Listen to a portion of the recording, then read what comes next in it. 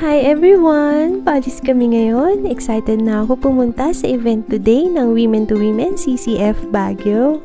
They invited me to attend a new, no retakes, only rewrites featuring Miss Camille Prats Yambao.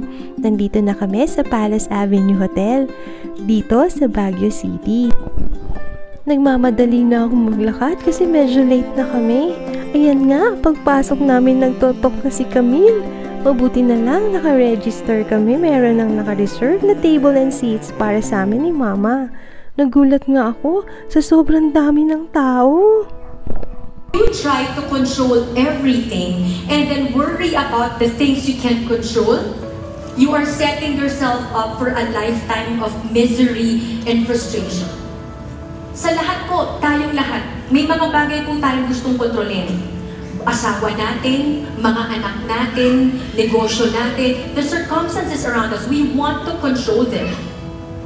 And when we do, kapag hindi nangyayari yung bagay na gusto natin, we end up feeling frustrated. We end up feeling mad. We end up feeling broken. So kailangan po natin tanggapin na kahit na anong gawin natin, we can never control anything, no matter how hard we try to do that. And when we feel like we are losing control, we become hopeless. Isaiah chapter 40 verse 31. But those who hope in the Lord will renew their strength. Can we say renew? Renew. They will soar on wings like eagles. They will run and not grow weary. They will walk and not be faint. Diba? Ang sarap pong pakinggan na kapag tayo umasa sa kabutihan ng Diyos, kaya na tayong itaas. Kaya na tayong bigyan ng panibagong puso, ng panibagong buhay, ng panibagong saya. And these are the things that really gave me comfort at that time. Hindi daw tayo manghihina. It says here, they will soar on wings like eagles. They will run and not grow weary. They will walk and not be faint. Wala tayong hindi kakayanin. Lalo na kapag nakadikit tayo sa pagmamahal ng Diyos. Next is, don't harbor unforgiveness. You know, ang dami ko pong kilala na hanggang ngayon, ang lalim po ng galit nila sa mga taong nakasakit sa kanila. You know, there is one person who is very close to me, and whenever I mention this specific name to her, yung galit niya, parang kahapon lang nangyari yung ginawa sa kanya. Pero alam niyo po gano'ng katagal na pala? 20 years ago na. Pero pag inungkat mo, yung galit niya, parang kala mo, fresh na fresh. Diba? And you see, it's unforgiveness. When you have unforgiveness in your heart becomes bitter. Your heart becomes hard.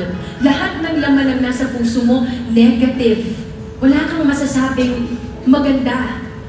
Kapag ang puso mo punong-punong ng unforgiveness, at ito po yung pinakamasaklap nun. Yung taong hindi mo pinapatawad, wala siyang kamalay-malay na may puot ka pa sa heart towards that person. Ikaw, na may unforgiveness sa heart mo, kapag gabi, hindi ka makatulog pag naiisip mo. Samantalang siya, fresh na fresh. Kasi po wala siyang kamalay-malay na iniisip niyo siya gabi-gabi. Napakahusay ni Camille mag-talk. Ang dami kong natutunan sa kanya.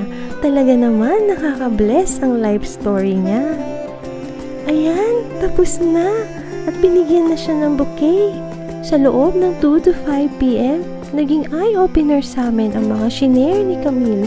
At sigurado ako, marami ang na-blessed ngayong araw na ito. Nauna na kami lumabas para makapag-picture-picture muna kami dito bago umuwi. Maya-maya lumabas si Camille.